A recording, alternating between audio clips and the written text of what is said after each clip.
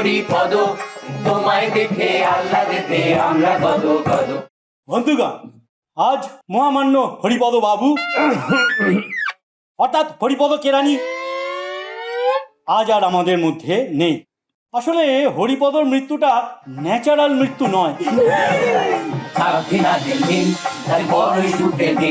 বড় সাহেব ও তার ওয়াইফের পাশে বসে আমরা নাটক দেখব। কেরাল দিবস পাশাপাশি দেখবে ড্রামাসি, একদিনেতে সমাজ হলো শ্রেণী গোত্রহীন। ক্ষমা তো চেয়েছো, উনি তো বললেন যে উনি কিছু মনে করেননি। উনি একটা কি বললেন না চেঁচিয়ে? It's okay.